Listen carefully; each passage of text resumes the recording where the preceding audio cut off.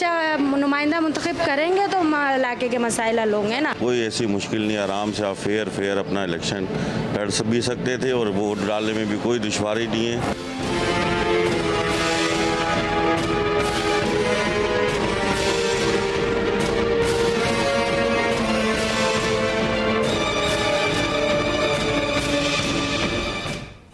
अस्सलाम वालेकुम नाज़रीन, आप देख रहे हैं प्रोग्राम एक्सपर्ट्स। मैं हूं दुआ जमील। आज के पैनल का हिस्सा हैं अयाज खान साहब, आमिर इलियास राना साहब, फैसल हुसैन साहब, ब्रिगेडियर रिटायर हारिस नवाज साहब, डॉक्टर आमिर लियाकत हुसैन साहब और मोहम्मद इलियास साहब। बढ़ते हैं पहले बड़े सवाल की तरफ। और आज हम क्योंकि ये स्पेशल एक्सपर्ट कर रहे हैं, कराची के हल्का NA 249 में आज ज़िमनी इलेक्शन हुआ। इस वक्त वोटों की गिनती जारी है। गैर हतमी गैर सरकारी नताइज आना शुरू हो चुके हैं और आपको जैसे बता रहे हैं कि नताइज आ रहे हैं आहिस्ता आहिस्ता, हम आपको अपडेट भी करें। इलेक्शन में PTI, PMLN, पीपल्स पार्टी, पाक सरजमीन पार्टी, कलदम तहरीक लब्बैक समेत 30 उम्मीदवार मद्दे मुकाबिल रहे और अब तक मौसूल होने वाले रिजल्ट्स के मुताबिक अभी तक किसी भी उम्मीदवार की बर्तरी वाज़ेह नहीं है। ताहम एक्सप्रेस न्यूज़ को जो अब तक गैर सरकारी और गैर हतमी नताइज मौसूल हुए हैं उसमें PMLN के उम्मीदवार हैं मिफ्ता इस्माइल जो सबसे आगे हैं इस वक्त, और हुक्मरान जमात PTI के उम्मीदवार अमजद आफरीदी इस वक्त तीसरे नंबर और चौथे नंबर पर भी आ रहे हैं, क्योंकि अभी जो रिजल्ट्स हमारे पास आ रहे हैं उसके मुताबिक पीपल्स पार्टी दूसरे नंबर पर है। इलेक्शन कैंपेन में तमाम सियासी जमातों ने यह दावा किया कि हल्के के मसाइल हम जानते हैं और हम ही हल करेंगे। 2018 के इलेक्शन पर अगर नज़र डालें तो उस वक्त PTI के फैसल बावडा ने 35,349 वोट लेकर ये नशिस्त जीती थी और उनके मद्दे मुकाबिल थे PMLN के सदर शहबाज शरीफ साहब, जिन्होंने 34,626 वोट लेकर वो दूसरे नंबर पर रहे। और तीसरे नंबर पर कलदम TLP के उम्मीदवार थे जिन्होंने 23,981 वोट लिए थे। MQM पाकिस्तान ने 13,500, MMA के उम्मीदवार ने 10,000 से ज़्यादा और पीपल्स पार्टी ने 7,000, जबकि PSP की उम्मीदवार को 1,617 वोट मिले थे। ये था 2018 का जो नतीजा जो मैंने आपसे शेयर किया। लेकिन आज जो ज़िमनी इलेक्शन हुआ, जैसे जैसे रिजल्ट्स मौसूल हो रहे हैं हम वो आपको साथ साथ ही बता रहे हैं, गैर हतमी गैर सरकारी नताइज। इसी मुनासबत से एक्सपर्ट्स के लिए पहला और बड़ा सवाल है। फैसल साहब, मैं आपसे आगाज़ करूंगी, चूँकि आप हमारे साथ वहाँ कवरेज भी करते रहे, आपने ऑब्ज़र्व भी किया कराची में। अच्छा, इस वक्त फैसल साहब हमारे साथ मौजूद नहीं है। आमिर इलियास राना साहब, मैं आपसे आगाज़ कर लेती हूँ। NA 249 का बड़ा सियासी मार्का हम अपने शो में बात भी करते आ रहे हैं। आपके ख्याल में जो अब तक गैर हतमी गैर सरकारी नताइज आना शुरू हुए हैं, किसकी हिकमत अमली आपको दुरुस्त लग रही है? देखिए जी, हिकमत अमली किसी की भी सारे इलेक्शन लड़ने के लिए आए हैं और जो मैं इब्तदाई रिजल्ट देख रहा हूँ तो उसमें तो PMLN, TLP जिसको हम कलदम भी साथ कह रहे हैं, और आज उनकी एप्लीकेशन भी वजारत दाखिला में आ गई और कल मीटिंग भी हो रही है उसको कलदम ख़त्म करने के लिए।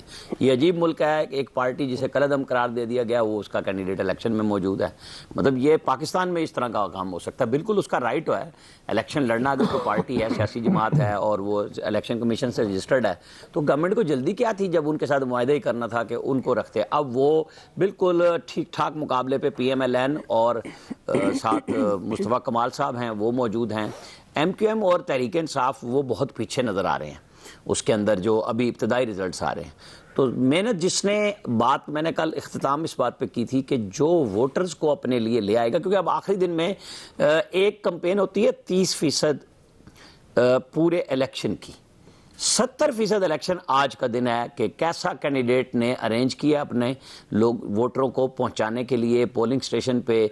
आज तो एक कैंडिडेट की जो पता नहीं वो सच झूठ सामने एक ऑडियो कैसेट भी आ रही थी, एक बड़ी पार्टी के लोगों को पोलिंग एजेंट नहीं मिल रहे थे, सामान लगा हुआ था, संभालने के लिए तैयार नहीं था, यानी खर्चा कर लिया हुआ था लेकिन लोग अवेलेबल नहीं हो रहे थे।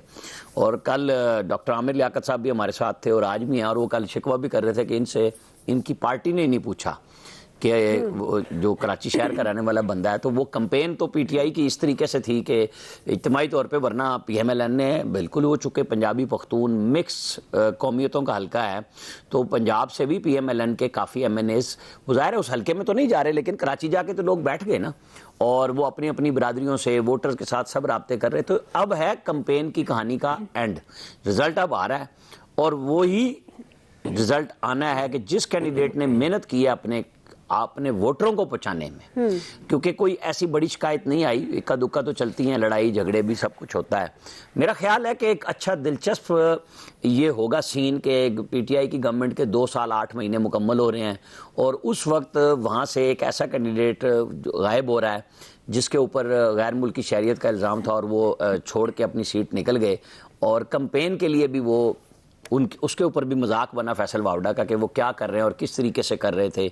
मिनरल वाटर की कहानियाँ आ गई, कभी कुछ आ गया, क्योंकि होना ये चाहिए था कि फ़ायदा होता सिंध के अवाम को कि पीपल्स पार्टी के मुकाबले में पीटीआई डिलीवर करती। जी, मैं अब ये सारी उस बात पे कर रहा हूँ जो हमारे एक्सपर्ट्स करते हैं इस प्रोग्राम में कि पीटीआई ने भी कराची में कुछ नहीं किया। हमारे साथ बतौर एक्सपर्ट आमिर लियाकत हुसैन पीटीआई के एमएनए के सूरत में मौजूद हैं। कराची से ज़ाहिर है मेरे साथ के साथी मौजूद फैसल हुसैन होते हैं, वो सब लोग रोज़ बात करते हैं, हम भी सारे मुल्क को चेक भी करते हैं, डिटेल भी होती है कि जी पीटीआई ने आखिर डिलीवर क्यों नहीं किया। और ये हिकमत अमली तो बन गई थी ना काफी महीने पहले कि फैसल वावडा जा रहे हैं तो इलेक्शन के वक्त ही कुछ काम कर लेते लोगों का, अनाउंसमेंट से पहले, छोड़ने से पहले। बिल्कुल नहीं, और कसम खाई है पीपल्स पार्टी ने कि काम तो करना ही कोई नहीं, क्योंकि वो जो है ना बड़ा अजीब सा मुहावरा है खैर कि इनकी तो वो हो जाएगी ना शिकस्त अगर ये काम करके वोट लेंगे। ये तो काम ना करके सिंध से जीतते हैं और दंदनात। जी आमिर साहब, मैं कह रहा हूँ मुहावरा सुना दे। फैसल साहब की आवाज आई थी। फैसल साहब आपसे कह रहे हैं मुहावरा सुना दें जो आपने किसी वजह से नहीं सुना। अच्छा, आ जाएगा, आपके ऊपर ही आएगा, वो बाद में सुना देंगे। मैं ये कह रहा हूँ कि ये एक ऐसा होगा जैसे पहले सारे सूबों में ज़िमनी इलेक्शन इसलिए हुए कि कोविड की वजह से एक साल में जो सीटें थी वो फारिग पड़ी थी और फिर इलेक्शन हुए और पीटीआई हर जगह से शिकस्त से दो चार हुई। उसके बाद भी अगर ये होश के नाखून लेते, इस हल्के को काबू कर लेते, कुछ तो करते, तो इसका मतलब है कि पीपल्स पार्टी की नाअहली के मुकाबले में पीटीआई भी साबित करने पे उतरी हुई थी कि नहीं काम तो हमने भी नहीं करना। ठीक, अब वो प्राइम मिनिस्टर साहब जिस फखर का इजहार करते हैं वो कौन सा फखर है ये वोटर बताएंगे। जी फैसल साहब, आप चूंकि वहाँ पर ज़ाहिर है आपने ऑब्जर्व भी किया, अब तक के जो गैर हतमी गैर सरकारी नताइज आ रहे हैं, अभी ज़ाहिर हतमी नहीं कह सकते कि कौन आगे और कौन पीछे है, किसकी हिकमत अमली आपने ज़्यादा मौसर देखी फील्ड में, किस सियासी जमात की? इसमें किसकी मौसर देखी से ज्यादा ये है कि किसकी नाकाम तरीन देखी है आपने। चले, ये सवाल वो बता दें। ज्यादा मौजूदा इसकी वजह ये कि बेसिकली जो हम टर्नआउट से अगर बात शुरू करें तो जो टर्नआउट है वो खिलाफ तवक्का जो है वो बहुत कम रहा। और ये ऐसा कोई पोश इलाका नहीं था कि जो लोग रोजे की वजह से या धूप की वजह से या गर्मी की वजह से जो है वो ना निकलते हों। अमूमी तौर पे इन इलाकों में हर पार्टी का एक बड़ा वोट बैंक है, लेकिन ये बड़ा एक हैरत अंगेज हुआ कि बेसिक ऐसा जो महसूस होता है कि लोगों ने इस निज़ाम पे जो है ना अपने घर से ना निकल के निज़ाम पे अदम एतमाद का जो है वो सबूत दिया है। लोगों ने अब ये साबित कर दिया वो बददिल होगा इस सिस्टम से। अब इस सिस्टम में ना उनको अपने लिए कोई बका की या जिंदगी की कोई सांस नजर नहीं आ रही। ये रिजल्ट जो है ना ये बहुत खतरनाक है। इस रिजल्ट को जो है ना ये किसी एक हल्के रिजल्ट नहीं समझना चाहिए, पूरे पाकिस्तान के लिए नविश्ता दीवार है रिजल्ट कि लोग निकले ही नहीं वोट। नहीं, अगर ये बात है तो फैसल साहब आपको टोकूंगा, डस्का में पहले से भी ज्यादा वोट पड़ गया है। आमिर भाई बात करने दे यार, आमिर भाई बात करने देना यार। आप अब की बारी में नहीं बोले, मैं बात कर लूं उसके बाद फिर आप चोरापन कीजिएगा। बेसिकली इस पर जो अभी आप भूल गए भाई, आपने लफ्ज पाकिस्तान पे मुंतबिक कर दिया भाई, आप ला रहे हैं सारे पाकिस्तान पे। तो आपको मैंने डस्का की मिसाल दी है कि वहां वोट पहले से भी ज्यादा पड़े हैं, लिहाजा छछोरपना गुफ्तगू में खुद ना शामिल किया है करें, कोई अच्छा तज्जिया बनाया करें। वो शायद कहना चाह रहे हैं कि आज से आगे ये एक ट्रेंड बनेगा पाकिस्तान में। आमिर साहब जी, फैसल साहब आप कंप्लीट कीजिए। आमिर भाई का चचोरापन मस्खरापन खत्म हो गया तो मैं अपनी बात कर लूं या अभी इनके जारी है। आप कंप्लीट करें प्लीज। पाकिस्तान के बात याद रह गई तो जरूर कर लें। पाकिस्तान के नंबर आपको बात याद रह गई हो तो कर ले। लेवल का कोई आपका इसी पे गुजारा है। आदमी नहीं है। लहरी अगर जिंदा होता ना किन करे इनको देख के फिल्मों में काम करना छोड़ देता इनकी मौजूदगी में। मैं सही बता रहा हूँ आपको। यार कराची का रिजल्ट लाओ। अच्छा। बात करो, वो भूल गए। आप बोल रहे हैं आज आमिर साहब फैसल हुसैन साहब का कराची में बैठे हैं और यार आप आमिर उन्हें बात करने इस तरह ना करें। हाँ देखिए, अब तक की जो सूरत-ए-हाल है, जो 24 पोलिंग स्टेशनों के रिजल्ट आए उसमें जो है वो शेर को जो है वो बरतरी हासिल है। इस वक्त शेर की और नंबर 2 पे टीएलपी और पीएसपी जो है वो दो पार्टियां जो है वो चल रही। अच्छा, ज़्यादा फर्क नहीं है वोटों का, तकरीबन 276 पोलिंग स्टेशन में 24 का आया है और मजे की बात है 2400 वोट हैं। आप वोटों का तनासुब तो देखें कितना हैरत अंगेज है कि 2400 वोट है। अच्छा, पीटीआई जो है वो गिनती में नहीं आ रही, यानी किसी भी पोलिंग स्टेशन से हमको ये इतलात अब तक जो आ रही है मुसद्दिका और गैर मुसद्दिका, कहीं पीटीआई को जो है हमें जो है वो बरतरी नजर नहीं आ रही। नहीं कि पीटीआई को कराची जैसे शहर की, जो पाकिस्तान का सबसे एक अमीर तरीन शहर है, उसकी बादशाहत मिल गई थी 2018 में। ये बादशाह, ये रिजल्ट जो है वो बता रहा है कि वो बादशाह जो है उनके हाथ से 2 साल के अंदर जो है वो निकल गई, वो हाथ से निकलना शुरू हो गई। और किस वजह से गई, इस पे कौन गौर करेगा? ये बेसिकली ये जो रिजल्ट है ये वफाकी हुकूमत की पॉलिसियों का नतीजा है। ये आप इसको सिर्फ एक हल्के का रिजल्ट मत समझे, ये इमरान खान साहब की हुकूमत की जो पॉलिसियां हैं उसका नतीजा है। ये किसी एक ज़मीनी इंतखाब के रिजल्ट तक इसको महदूद करके ना देखिए। ये रिजल्ट ही जो है इसके बहुत वाज़े असरात जो हैं वो 2023 के इलेक्शन में जो है हमें नजर आएंगे। ठीक है जी। डॉक्टर आमिर लियाकत हुसैन साहब, जिस तरह फैसल हुसैन साहब कह रहे हैं कि अब जो पाकिस्तान तहरीक इंसाफ का कैंडिडेट है वो तीसरे चौथे अभी हतमी गैर सरकारी नताइज हैं, तो ये पाकिस्तान तहरीक इंसाफ की नाकामी है, उनकी जो कारकर्दगी है वो उस पर लोगों ने सवालिया निशान उठा दिया। आपके ख्याल में अब तक के जो हतमी गैर सरकारी नताइज सामने आ रहे हैं, किस उम्मीदवार, किस सियासी जमात की हिकमत अमली आपके ख्याल में मौसर रही? जी बहुत बहुत शुक्रिया। मैं तो कल ही कह चुका था और आपका ये क्लिप कट के पीटीआई वाले आगे बढ़ा रहे थे आमिर लियाकत क्या कह रहे हैं और क्या बात कर रहे हैं। मैं तो कल ही कह चुका था कि इम्कानात मादूम है। मादूम का मतलब ये था कि बिल्कुल ही जीतने की पोजीशन में नहीं है। एक तो उम्मीदवार खड़ा सही नहीं किया, मशवरा ही नहीं करते हैं। कुरान शरीफ में बशाविरहुम फिल अम्र, यानी मशवरे किया करो आपस में एक दूसरे से। ये पता नहीं किसे मशवरे करते हैं, मशवरा भी उन्होंने सही नहीं किया। फिर ये सीट छोड़नी ही नहीं चाहिए थी, क्योंकि ये सीट 900 वोटों से जो जीती थी आपने, 900 वोटों से फर्क से शहबाज शरीफ साहब को शिकस्त दी थी और ये सीट छोड़ी गई। और जाहिर है उसमें छोड़ने की वजह ये थी, अगर नहीं छोड़ते तो नाअहल हो जाते, तो इसीलिए इस चीज़ को छोड़ा गया। तो अब ये वाज़ेह तौर पर नजर आ रहा है कि यहाँ पर 2 अफराद हैं जिनमें मुकाबला है, या 2 कैंडिडेट हैं या 2 पार्टियाँ, एक है मुस्लिम लीग नून और दूसरी पीएसपी है। तो अब ये देखना है कि क्या होगा। मुझे तो मिफ्ता इस्माइल साहब की पता नजर आ रही है। सही जी। ब्रिगेडियर साहब, आपको क्या लग रहा है? दुआ देखें, मैं तो बड़े दिन से ऐसे ही कर रहे थे, उस दिन मैंने ये कहा था कि यहाँ पर जो खास तौर पे पीटीआई से तो बहुत लोग नाराज थे, नंबर 2 पीपल्स पार्टी से भी नाराज थे कि उन्होंने भी कुछ नहीं किया, और एमक्यूएम से भी बहुत नाराज थे कि ये हुकूमती पार्टी थी और इस कराची के लिए कोई काम नहीं हुआ। फिर बल्दिया में वैसे भी यहाँ पर सारे किस्म के लोग आबाद हैं। यहाँ पर पीएमएल का कैंडिडेट भी जीत चुका है, एमक्यूएम का भी जीता है, पीपल्स पार्टी का भी जीता है और पीटीआई के जीत गए थे। लेकिन लोगों ने बहुत नाराजगी का इजहार किया। लोगों ने मेरे ख्याल में बिल्कुल वोट देने आए ही नहीं है। जो आप कम वोट के देखें परसेंटेज जो आई है, क्योंकि 3 लाख तकरीबन 35,000 वोट हैं। पिछले साल अगर पिछले इलेक्शन में अगर हमें याद हो तो पीटीआई ने 35,000 समथिंग वोट लिए थे और शहबाज शरीफ ने 34,000 समथिंग वोट, टीएलपी ने 23,000 वोट लिए थे। तो अभी ये शुक्र है टीएलपी को भी उन लोगों ने काफ़ी कंडेम कर दिया है। और मैं एक्सपेक्ट यही कर रहा था कि number 1 is going to be PMLN और नंबर 2 आई थॉट के यहाँ पर पीएसपी होगी, लेकिन अब पीएसपी काफ़ी नीचे आ रही है, हालांकि अभी नंबर 2 पर है। और उसके बाद एमक्यूएम का देखें कराची में रह के कितना होल्ड होता था, सबसे एंड में जा रहे हैं। इससे सोचें कि लोग एमक्यूएम से कितने नाराज हैं।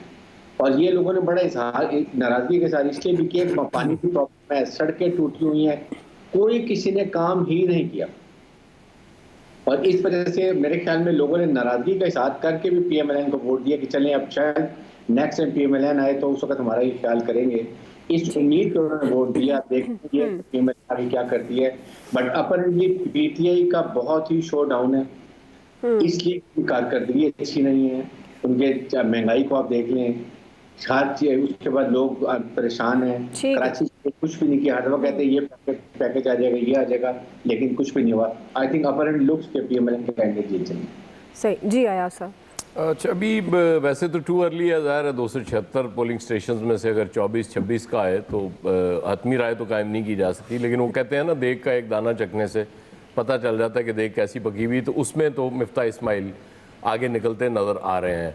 पीटीआई अपना 100% रिकॉर्ड बरकरार रखने जा रही है कि तमाम ज़मीनी इलेक्शन हारने हैं, कोई नहीं जीतना।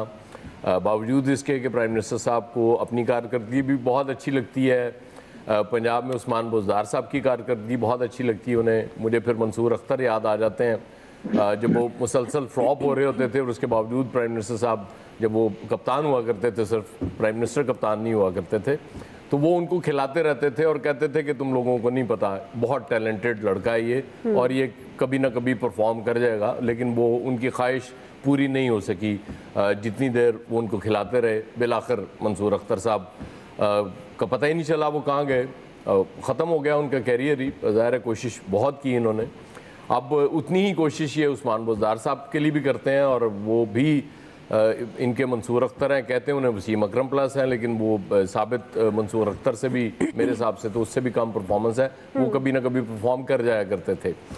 कराची में ये अजीब सूरत हाल बनी। एक पार्टी जो अभी 2018 में चलें 750 वोटों से जीती थी सीट, तो मुकाबला तो उसका बहुत ज़बरदस्त होना चाहिए ना, शुरू में आना चाहिए उसको, मिफ्ता इस्माइल साहब के साथ साथ इनके कैंडिडेट को होना चाहिए था। लेकिन इतना पीछे होना, और कुछ जगहों पे तो मुझे पीपल्स पार्टी का कैंडिडेट बहुत आगे निकलता हुआ नजर आ रहा, तो मैं वो भी बड़ा हैरान हूँ कि पीपल्स पार्टी काम तो पीपल्स पार्टी भी कराची में तो बिल्कुल ही नहीं करती। इसके बावजूद अगर पीपल्स पार्टी के उम्मीदवार को वहाँ वोट ज़्यादा मिलते हैं जब ये रिजल्ट्स कंप्लीट हो रहे होंगे, तो फिर मेरे ख्याल इमरान खान साहब को ये सोचना, मेरे ख्याल सोचेंगे नहीं वो, क्योंकि वो उन्हें रिपोर्ट पेश की जाएगी और उसके बाद वो कमेटी बना देंगे, चेक करो क्यों इतने वोट कम डले, और उसके बाद फिर वो वही समझेंगे कि नहीं हम जो कर रहे हैं वो ठीक कर रहे हैं। शायद लोगों को ही समझ नहीं आ रही इसलिए लोग वोट नहीं डाल रहे। तो अगर आप वाकई कुछ कर रहे हैं तो फिर मेरी रिक्वेस्ट होगी प्राइम मिनिस्टर साहब कि लोगों को बताइए भी, लोगों को पता चलना चाहिए कि वाकई वो काम जो उन्हें नहीं समझ आ रही, जो उन्हें नज़र नहीं आ रहे थे, उनको ज़रा डिटेल से बताइए कि हमने देखें ये काम कर लिए हैं और आपकी भलाई के लिए करनी है, आपकी बेहतरी के लिए कर लिए हैं। तो फिर जब वो उन्हें यकीन होना शुरू हो जाएगा, आपकी बात में वज़न आ जाएगा, वो मानना शुरू हो जाएंगे, तो फिर आपके ये रिज़ल्ट उलटना शुरू हो जाएंगे, फिर 100% रिजल्ट और होना शुरू हो जाएगा, आप सारे ज़िमनी इलेक्शन जीतना शुरू हो जाएंगे। तब तक मुझे लगता है कि ये हारने का रिकॉर्ड बरकरार है। जी इलियास साहब। देखिए जी, ज़िमनी इंतखाबात में तो ये होता है कि जो बरसर इक़्तिदार हुकूमत होती है उसकी बड़ी उसको होता है कि एज होता है कि वो जीते, लेकिन यहाँ जो गवर्नमेंट है डिलीवर नहीं कर सकी, तो इस वजह से लोगों में जो उनके वोटर्स थे पीटीआई के, उनमें बड़ी वो पाई जाती है कि बेचैनी के जी कुछ मर्जी कर लें, लेकिन गवर्नमेंट ने डिलीवर नहीं किया। हालिया जो बारिशें हुई थी पिछली, अब फिर बारिशें होने वाली हैं, तो कराची की जो सूरत हाल थी उसके बाद जो पैकेज अनाउंस हुए उसके बावजूद भी कुछ नहीं किया गया। गवर्नमेंट थी, गवर्नमेंट देती, पीपल्स पार्टी की जानिब से भी कुछ नहीं किया गया, तो लोग ज़ाहिर है मुतनफ़र हुए, लोग वोटर नहीं आए। इस दफ़ा टर्न आउट जो क्या कहा जा रहा है इस वक्त के कम आए, अभी ये रिज़ल्ट जब पूरे आते हैं तो उस वक्त सूरत हाल सामने आती है। तो इस वजह से जो लोग हैं, देखें PMLN को इसलिए एज हासिल है क्योंकि उन्होंने जो लास्ट टाइम उन्होंने बिल्कुल कंपेन चलाई, PDM की जानब से जो कंपेन चलाई, अभी भी अपोजिशन की जानब से एक नज़र आती है अपोजिशन मुल्क भर में, तो जाहिर है वो जो नज़र आता है कि जी लोगों की इस वक्त जो सबसे ज़्यादा है कि उनको बुनियादी सहूलतें नहीं हैं, महंगाई है, तो लोग इस वजह से तंग है कि गवर्नमेंट डिलीवर नहीं कर सकती। ऊपर जो कोरोना का आ रहा है कि जी इस वजह से कि गवर्नमेंट कुछ कर नहीं रही, तो इसलिए लोग इस इलेक्शन को सीरियस नहीं ले रहे, इसलिए वोटर्स कम निकले, क्योंकि उन्होंने कहा कि इसमें होना तो कुछ नहीं उनके साथ, जो मर्जी कर लें, ये एक वैसे ही मेला लगा हुआ है, इसमें जो मर्जी कर लें, कुछ होना तो है नहीं इनके साथ। तो ज़्यादा जो इलेक्शन आएंगे, जो आइंदा जो इंतखाबात आएंगे, उसमें देखिएगा इनको अपनी सफाइयाँ पेश करनी पड़ेंगी सबको। अगर नहीं कर सकेंगे तो फिर ये जाहिर है जो अब रिजल्ट आ रहे हैं ज़िमनी इंतखाबात के, इस तरह दूसरे भी आएंगे, ठीक है जी, बिल्कुल निशान नहीं होगा। आपका पॉइंट ऑफ व्यू आ गया जी। इतनी गैर सरकारी नताइज आ रहे हैं और सब एक्सपर्ट्स बात कर रहे हैं कि अब तक की जो नताइज हैं, जाहिर है उसमें एक कारकर्दगी एक बहुत बड़ा फैक्टर है। अभी हम ब्रेक ले रहे हैं जी, ब्रेक से वापस आएंगे। दूसरा सवाल इसी मुतालिक हमारा होगा कि फतह में कौन सा फैक्टर अहम होगा। हम 3 ऑप्शन देंगे अपने एक्सपर्ट्स को, कौमियत, मकबूलियत या कारकर्दगी। राय लेते हैं ब्रेक के बाद।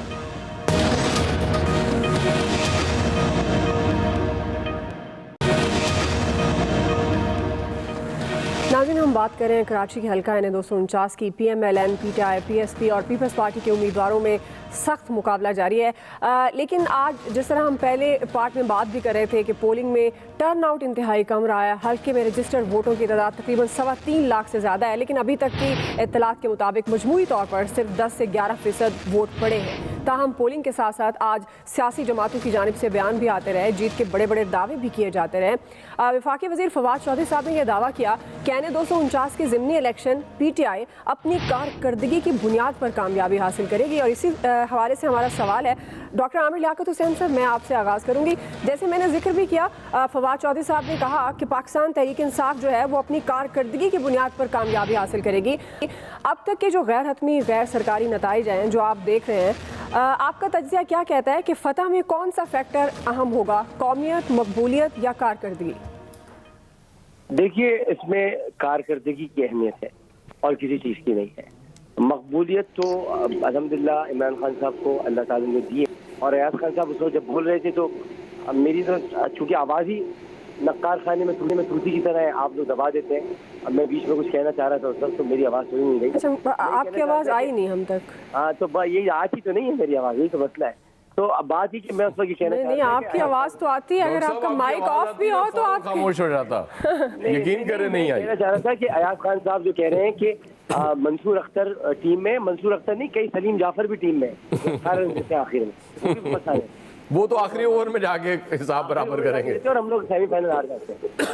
ये मीर जाफर है या सलीम जाफर है?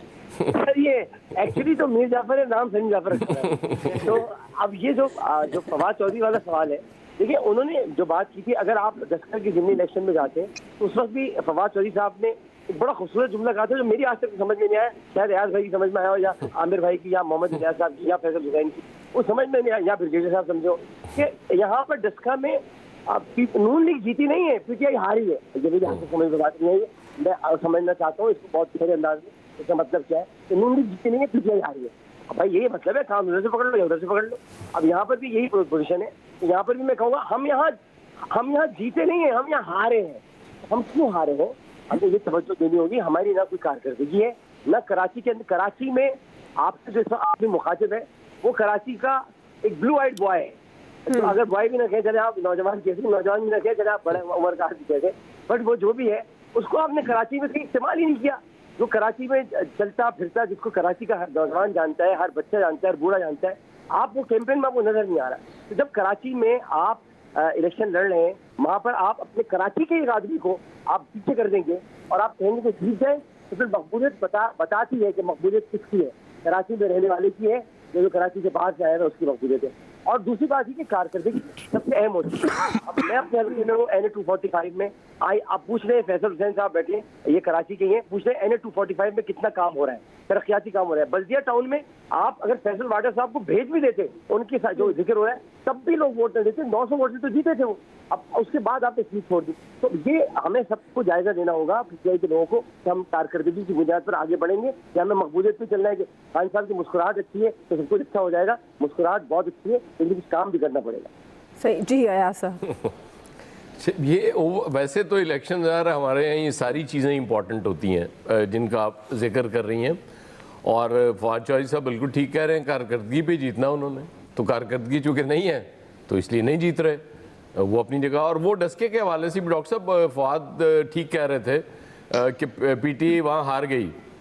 उसकी वजह ये है कि PTI वहाँ बेहतर परफॉर्म कर सकती थी डस्के में, नहीं किया इन्होंने। ये बिल्कुल जब री इलेक्शन की बात होगी उसके बाद हाथ पैर छोड़ के बैठ गए और इन्होंने हार तस्लीम कर ली थी, वरना इससे कहीं बेहतर वो अक्सरियत वहाँ की जाट कौमियत की अक्सरियत है उस इलाके में, और वो मुश्किल से हारता है। पंजाब में तो स्पेशली जब इस तरह की बात होती है तो कौमियत बड़ा अहम रोल प्ले कर रही होती है। लेकिन अगर आप हार तस्लीम कर लेंगे और बिल्कुल मेहनत ही नहीं करेंगे तो उस हिसाब से तो बड़ा अच्छा रिजल्ट रहा PTI के लिए। और मेरे हिसाब से वो जो पहले इन्होंने गंद मारा, ना मारते तो ज़्यादा अच्छा रहता रिजल्ट कि थोड़े से मार्जिन से हार जाते और ये क्लेम कर लेते कि ये तो थी PMLN की सीट। वैसे इमरान खान साहब ने एक कमेटी भी बना दी थी कि इस पर तहकीकात होनी चाहिए कि हम हारे क्यों, ताकि जो अगले ज़िमनी इलेक्शन में उसमें हम अपनी कारकर्दगी को बेहतर कर सकें। तो ये कमेटियाँ वो होती हैं जो निकलती नहीं हैं, कुछ कमेटियाँ डाल दी जाती हैं, बस वो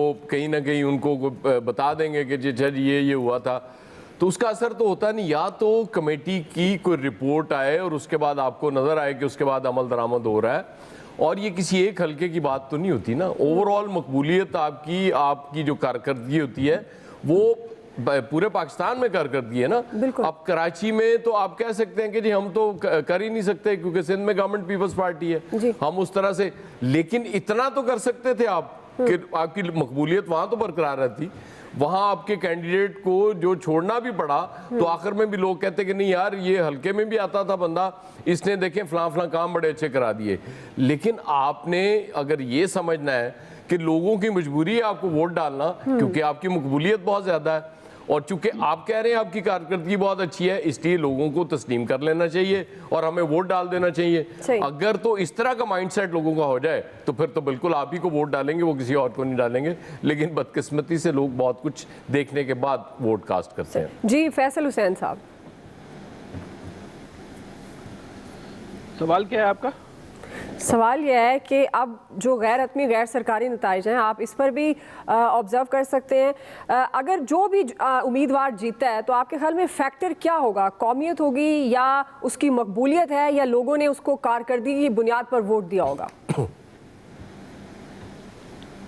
देखिए ना, अब जो 2018 के इलेक्शन में वोट किस पार्टी ने कितने लिए, अब इस ज़मीनी इलेक्शन में कितने ले रहे हैं, जब तक पूरा हतमी रिजल्ट नहीं आ जाए हम कोई बात जो है वो इस हवाले से हतमी तौर पर तो नहीं कर सकते। लेकिन इस पर जो चीज़ हतमी तौर पर सामने आ चुकी है वो है पीटीआई की कारकर्दगी और पीटीआई को पढ़ने वाले वोटों की जो तनासुब और शराइत से अंदाज़ा हो रहा है कि पीटीआई जो विक्ट्री स्टैंड के करीब बहरहाल जो है वो मौजूद नहीं है।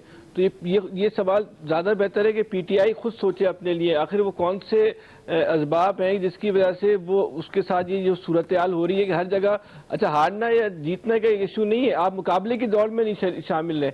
ये ज़मीनी इलेक्शन जो हुआ था आपका PS 88 का, वहाँ हारना एक इशू था, हारे आप पहले भी थे लेकिन मुकाबला करके हारे थे। लेकिन अभी जो आप ज़मीनी इलेक्शन में सूरत हाल हुई, आप मुकाबले की दौड़ में शामिल नहीं हो पाते। ये आपके लिए जो है वो ज़्यादा जो है वो तशवीशनाक सूरत हाल है और आप आहिस्ता आहिस्ता जो है उस पोजीशन पे जा रहे हैं 2008 की, जब एक खाली इमरान खान साहब जीतते थे, बाकी आपकी जो है वो पूरी पीटीआई जो है वो इलेक्शन हार जाती है। आपका जो सफर जो है वो पीछे की तरफ जो है शुरू हो रहा है। तो ये सवाल का ज्यादा बेहतर जवाब जो है वो पीटीआई वालों को ही सोचना चाहिए कि आखिर वो खाली मीडिया मैनेजमेंट करके या सोशल मीडिया मैनेजमेंट करके अगर वो चाहते हैं कि आवाम को अपने कंट्रोल में रख लेंगे तो आप नहीं रख सकते। इस जहन को अपने इस ख्याल को अपने जहन से जो है इनको निकाल देना चाहिए। आप प्रैक्टिकली काम करें और काम वो करें जितने बड़े बड़े दावे करके आए थे। अब इनका एक अलमिया ये कि उन्होंने दावे इतने बड़े कर लिए थे, उनको अमली तौर पे पूरा करने के लिए वो इनकी कैपेसिटी नहीं है, वो इनके पास सलाहियत नहीं है, वो इनके पास इस्तेदाद नहीं है। आज तक यही तय नहीं कर सके कि वजीर खजाना किसको लगाना है और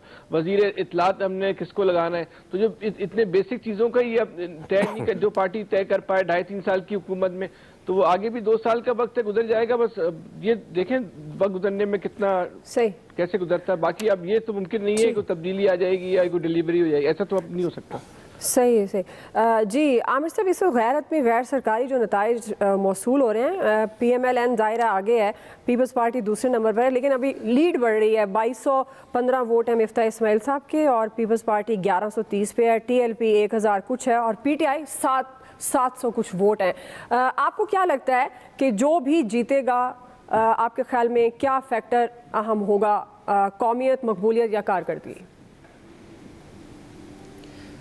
अच्छा, दुआ ये जो कौमियत, मकबूलियत, कारकर्दगी और कारकर्दगी ये है कि हमारा प्रोग्राम शुरू हुआ तो उस पर एक टिक्कर चल रहा था मुसलसल कि वजारत इत्तलात ने ब्रॉडकास्टर्स की जो एसोसिएशन न्यूज़ डायरेक्टर्स की है उसकी तरफ से एक बयान कल आया था, क्योंकि पैमरा ने नोटिस दिया कि काबीना के फैसलों को और उनकी ब्रीफिंग से पहले मिनिस्टर इन्फॉर्मेशन की, उसमें नाम नहीं फवाद चौधरी का लिखा हुआ मिनिस्टर इन्फॉर्मेशन या कैबिनेट के किसी भी मेंबर से पहले अगर आप चला देते हैं तो ये फेक न्यूज़ होगी। भाई या तो आप साबित करेंगे ना फेक है। मैं आ रहा हूँ असल बात की तरफ, इससे लगा के जो आपने कारकर्दगी की बात की, तो चूंकि वो समझते हैं कि सब लोगों को PTV हो जाना चाहिए और जब हुक्मरान सिर्फ PTV देखने का आदी हो जाए तो कारकर्दगी नहीं होती, फिर नतीजे होते हैं जो आज भी आएंगे। आप देखें कि खुद वजारत इत्तलात को कह के की तरफ से पैमरा को कह के एक नोटिस इशू कराया और आज खुद ही नोटिस ले लिया, क्योंकि तमाम ब्रॉडकास्टर्स के जो न्यूज़ डायरेक्टर्स हैं उन्होंने नोटिस ले लिया, एसोसिएशन बनी हुई है, तंजीम बनी हुई है कि भाई आप क्या करना चाहते हैं। आज़ादी इज़हार राय पे आप खुद से डिटरमिन कैसे करेंगे कि जो खबरें ज़राए से आ रही हैं वो फेक हैं। आपने 2.5 साल में कितने केस करके जीत लिए हैं जी, फेक खबरें चली हैं। पहले भी आप वजीर इत्तलात थे, अब माशाल्लाह आप फिर वजीर इत्तलात हैं। आप फिर कहते हैं कि कारकर्दगी की बुनियाद पर जीतेंगे, तो कारकर्दगी अगर ये है कि जो हम बोल रहे हैं तो फिर तो 2.5 साल 2 साल और 8 महीने बहुत अच्छे हैं। ब्रिगेडियर साहब ने आज एक फिक्र छोटा सा कहा है, मैं उस पर बोला नहीं क्योंकि इनके साथ बीच में वो फैसल साहब के साथ तो चलती है बात, तो चूंकि उन्होंने कहा कि PMLN को लोग इसलिए वोट दे रहे हैं कि अगली बारी इनकी, यानी इन्होंने भी फील कर लिया है कि आइंदा इलेक्शन कहाँ जाएगा ज़िमनी छोड़ के, जब आम इंतखाबात हो रहे होंगे। अच्छा, अब ये बात क्या है, लोग क्यों बोल रहे हैं, कैसे कह रहे हैं कि भाई आप कुछ तो कीजिए। आप 1200 अरब रुपए का कराची को पैकेज दे के आए, 800 अरब रुपए का क्लेम कर लिया पीपल्स पार्टी ने कि ये तो हमारे ही हैं। चले 400 आपने देने थे और 800 उन्होंने देने थे, वहां तो धेला नहीं लगा, तो दोनों फ्रॉड कर रहे हैं लोगों के साथ। अब इसको अगर आप कारकर्दगी की बल पे जीतना कहते हैं तो आप तो जीत चुके हैं, वर्ल्ड रिकॉर्ड आपके हैं सारे, आप पाकिस्तान बदल चुके हैं, क्योंकि नीचे से नंबर 1 आप ही हैं इस वक्त। ये बात नजर आ रही है क्योंकि आप जो मकबूलियत के दावे कर रहे हैं, भाई कोई तो मेयार आपका स्टैटिस्टिक का होगा ना, कोई तो रैंडम सैंपलिंग का कोई आप हमें नया फार्मूला दे दें कि दुनिया किस फार्मूले के तहत क्या सैंपलिंग करती है। आप जो भी बात कहते हैं हम मानने को तैयार हैं, हम सब PTV बनने को तैयार हैं, लेकिन ग्राउंड पे कारकर्दगी तो बना के दिखा देना कि हम कहें और लोग कहें कि नहीं ये सच बात हो रही है। लोग हंसते हैं ये जब बयान देते हैं, जैसे डॉक्टर आमिर साहब ने भी एक अच्छी मिसाल दी कि PMLN नहीं जीती, PTI हारी है। भाई आप जीत जाएं कहीं पे तो खड़े होके कुछ तो बता दें। जी, वैसे ऑन लाइटर नोट, आपको याद होगा ब्रिगेडियर साहब ने अभी जो वक्त दिया हुआ है उसमें रहता है, अभी टाइम है जी ब्रिगेडियर साहब, पूरा 1 महीना दरमियान। आज मैंने इसीलिए नहीं बोला 30 जून तक है। PTI खुद ब खुद इसमें फंस गई है। देखें इमरान खान ने लोगों के वोट कैसे देने 2.5 साल बढ़ा ले और क्या एक्सपेक्ट करना चाहिए। अब प्रॉब्लम ये हो गई है कि इस वक्त लोगों को समझ आ गई है और वो एक्चुअली कारकर्दगी देखते हैं कि जीरो कारकर्दगी पीपल्स पार्टी की, PTI की और उसके बाद MQM की यहाँ पर रही है, तो ज़ाहिर उनके बाद फिर क्या चॉइस रहेगी। तो क्या से मुफ्ता इस्माइल ने अपना इलेक्शन कैंपेन भी अच्छा किया है, वैसे भी वो अच्छे कैंडिडेट थे और उन्होंने बड़ी मुनज़्ज़म तरीके से अपनी ये पार्टी जो इलेक्शन भी चलाया, इसकी वजह से लगता है कि उनको शायद कामयाबी हो जाएगी। ये टाइम है कि PTI को अभी देखना चाहिए इन वर्ड के इनकी क्या गलतियाँ हैं, क्या ठीक करना चाहिए और क्या परफॉर्मेंस है कराची की। और ये 11 में से 10 इलेक्शन आ रहे हैं, 1 इलेक्शन जीते हैं, तो आई थिंक ये बड़ा क्लियर लोगों ने बता दी है। इनको दीवार पे लिखा हुआ पढ़ लेना चाहिए। अगर ये 2-2.5 साल में कुछ कारकर्दगी कर सकते हैं, दिखा सकते हैं, आवाम को सुकून दे सकते हैं, प्राइस कंट्रोल कर सकते हैं, तो बहुत फर्क पड़ेगा। अदरवाइज ये इसी तरह ग्रेजुअली डाउन होते जाएंगे और डिस्पाइट द फैक्ट जिसने करप्शन की है नहीं किया, लोगों पर चॉइस कोई नहीं है, वो उनको लेके आएंगे। और सेकंड, आई थिंक इसमें इलेक्शन कमीशन को भी देखना चाहिए था कि हर रोजों में उसके बाद उस पे हम बात करते हैं आगे। इलेक्शन कमीशन, जी इलियास साहब, इस लिहाज से उनका ये वक्त आ गया कि PTI को खुद ब खुद अपनी कारकर्दगी देख के आइंदा के लिए लाएअमल बनाना चाहिए। ब्रिगेडियर साहब, वो फैसल की वैसे तजवीज़ अच्छी है कि आप आमिर असराना साहब से 2.5 साल और ले लें, शायद को कारकर्दगी हो जाए। मैं ऑनेस्टली बात करता था सिर्फ पाकिस्तान के लिए कि चले एक नई पार्टी आई है और 5 साल दे दें, करना खुद ब खुद चले जाएंगे, तो let's see what happens next. PTI ने जब इलेक्शन में बड़े दावे किए थे कि हम ये कर देंगे, एहतसाब का नारा था, फिर महंगाई को कंट्रोल करेंगे, आवाम को रिलीफ देंगे, इस तरह की जो बातें की, फिर कराची पे जो मसले आए, कराची में बारिशें हुई जो इस तरह हुए, तो इसके लिए पैकेज, रिलीफ पैकेज होंगे, ये होगा, उसके सारे ड्रेनेज सिस्टम, सारा सिस्टम ठीक करेंगे, इस तरह करेंगे, सड़कें बनाएंगे। लेकिन उसमें क्या हुआ, आवाम को सबको पता है। अब वो 2.5 साल का अरसा गुजर गया, उसमें से कुछ नहीं इम्प्लीमेंटेशन हुआ, लोग उस तरह जूं के तू हैं, तो जाहिर है लोग फिर इसको कारकर्दगी की बुनियाद पर लेते हैं। इस तरह कारकर्दगी के कई पैमाने हैं, वो सारे पैमाने जब लोग देखते हैं कि पंजाब में नून लीग के दौर में कितनी तरक्की हुई, किस तरह काम हुआ, दूसरे सूबों में भी, तो यहाँ लेकिन उसके बरक्स है कि अब गवर्नमेंट की जानब से कुछ नहीं उस तरह के काम हो रहे। लेकिन ज़बानी कलामी तो यही कहा जा रहा है कि जी बड़े बेहतर दावे किए जाते हैं, लेकिन वो नज़र नहीं आते।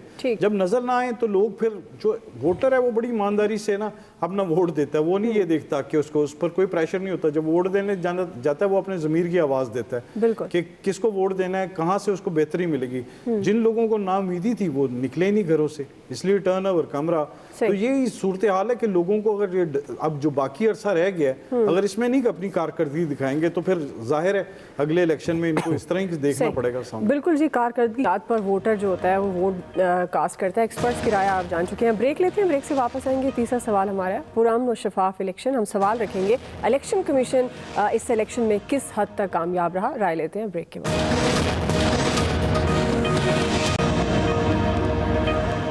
नाज़रीन, आज NA 249 का ज़िमनी इलेक्शन मजमूई तौर पर पुरअमन रहा, लेकिन इलेक्शन कमीशन भरपूर एक्शन में नज़र आया है। ज़ाब्ता अखलाक की खिलाफ वर्जियों पर इलेक्शन कमीशन की जानिब से शो कॉज नोटिस भी जारी किए गए। गैर मुतल्लका अफराद को ज़िला बदर किया गया, जबकि किसी भी कार्रवाई पर फौरी एक्शन के लिए प्रिजाइडिंग ऑफिसर्स को मजिस्ट्रेट के इख्तियारात दिए गए। इसी हवाले से ये सवाल है।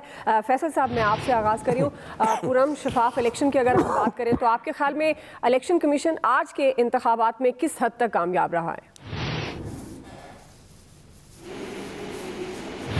वाली बात नहीं है कि शफाफ हुए। इसमें भी कोई अभी तक तो किसी तरफ से कोई बात शिकायतें आई कि पोलिंग स्टेशन पे जो है वो प्रिजाइडिंग अफसर ने जो है वो 3 बजे जो है वो फॉर्म 45 पे दस्तखत करवा लिए थे, लेकिन वो पकड़े गए। अब तक सियासी जमातों की तरफ से कोई ऐसी ज़्यादा शिकायतें सामने नहीं आई हैं, सिवाय एक शिकायत से। ये शिकायत आई और वीडियो के साथ ये शिकायत आई, इसको वहाँ के प्रिजाइडिंग अफसर ने जो है वो अपनी गलती को भी तस्लीम किया और ख़ुद जो है वो कैंसिल भी कर दिए उसको। बहरहाल मजमूई तौर पर जो सूरत हाल है वो सही रही, अमन अमान में, और वो बहुत हसास इलाका है। कोई बड़ा कोई तसादुम नहीं हुआ, लड़ाई झगड़े नहीं हुए।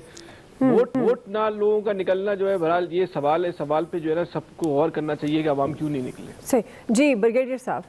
देखें दुआ, ये इलेक्शन कमीशन की रिस्पॉन्सिबिलिटी है कि टाइम का देखें कब होना चाहिए इलेक्शन, कौन से मौसम कैसा होगा, कोविड होगा, उसके बाद ये ज़्यादा से ज़्यादा लोग निकलें, एनेबलिंग एनवायरनमेंट अच्छी रखना, ये इलेक्शन कमीशन का काम है। ये उनकी नाकामी है कि लोग 10 से % निकले हैं। ये इलेक्शन एक्चुअली अवाम के नुमाइंदे नहीं हो सकते जिस तरीके से कम लोग आए हैं। ये भी इलेक्शन कमीशन काम था। इसकी अपील कि जब भी आना इलेक्शन हो, इन चीज़ों को हमेशा सोचें कि ज़्यादा लोग निकलें, ज़्यादा अक्दाई वोट का इस्तेमाल करें और फिर अपनी पसंद का कैंडिडेट को चुनें। जी, डॉक्टर आमिर लियाकत हुसैन साहब। इलेक्शन कमीशन के सारे इंतजाम भी बहुत अच्छे थे। अब तक पूरी सूरत हाल पुरअमन है और कहीं से हमें कोई नाखुशगवार वाक़ई की इत्तला नहीं आ रही है। अब ये ना हो कि इस पुरअमन पूरी फजा को हमारी ही तरफ से, यानी हमारी तरफ से मुराद ये कि क्योंकि मैं एक पार्टी का अभी एक ताल्लुक रखता हूँ और तजिया निगार भी हूँ, हमारी तरफ से ये ना कहा जाए कि जी ये तो इलेक्शन कमीशन इसमें कहीं उसे डंडी मारी है कुछ है, क्योंकि शिकस्त वाज़े और साफ नजर आ रही है। जी आमिर साहब। देखिए जी, Sikandar Sultan Raja chief election commissioner, उन्होंने अपनी कारकर्दगी का लोहा मनवाया है। कमीशन को एक जिंदा इदारे के तौर पे अपनी क़यादत से ला खड़ा किया। लोगों को उम्मीद हो चली है कि इलेक्शन के इंतजाम ठीक होंगे। इंतज़ामिया को समझ आ गई है कि फिर हम टिक नहीं सकेंगे अगर हम बिकेंगे। तो यही अच्छी बात है और हर इदारे को इसी तरह आना चाहिए सामने खुल के कि आपको अल्लाह ने जो इख्तियार दिया है उसे लोगों के लिए इस्तेमाल करें, लोगों के काम आने के लिए करें। इलेक्शन कमीशन का काम इलेक्शन कराना है। लोग अगर कम आ रहे हैं, ये कारकर्दगी पे फैसल साहब ने बड़ी अच्छी तरह डाल दी कि जब लोगों को कोई काम ही ना करे तो तवक्को हटती है। वरना पंजाब में, सिंध के अंदर, बलूचिस्तान में, KP में नौशहरा का रिजल्ट देख लें, वहाँ पर भी लोगों ने आके बड़ी तादाद में वोट डाले हैं।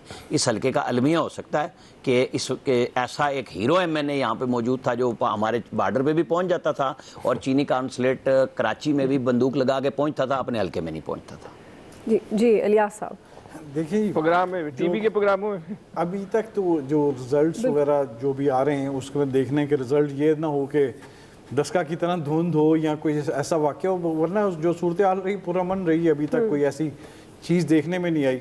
तो बहरहाल इलेक्शन कमीशन की जानब से जो इंतज़ामात वगैरह किए गए, देखभाल के किए गए, तो अभी तक तो ठीक जा रहा है जो सूरत हाल है। लेकिन अब रिजल्ट जब तक मुकम्मल तौर पर नहीं आते, अब देखिए पार्टियां ही बताएंगी जो हारेगी या जीतेगी कि कैसे थे इंतजाम। सही जी अयाज खान साहब। इस हद तक तो इलेक्शन कमीशन पे तनकीद की जा सकती है कि कोविड बहुत ज़्यादा था, रमज़ान थे, इनको शायद ईद के बाद तक मुलतवी कर देते। लेकिन अदरवाइज़ मुझे हर ज़िमनी इलेक्शन के बाद इलेक्शन कमीशन और ज़्यादा मजबूत और बेहतर होता नज़र आ रहा है, क्योंकि डस्का में जो पहली बार हुआ उसका जब दोबारा इलेक्शन हुए उसके बाद ये इलेक्शन, और मुझे लग रहा है कि मुस्तकबिल अच्छा लग रहा है इलेक्शन कमीशन का इस मुल्क में कि ये लोगों को एतबार करना पड़ेगा। ठीक है जी, आपको कर्फ्यू आ गया, जाहिर है NA 249 के हवाले से आपको एक्सप्रेस न्यूज़ लम्हा बलम्हा बाखबर रखेगा। आज के एक्सपर्ट से इतना ही, फीडबैक दीजिएगा, ख्याल रखिए, अल्लाह हाफ़िज़।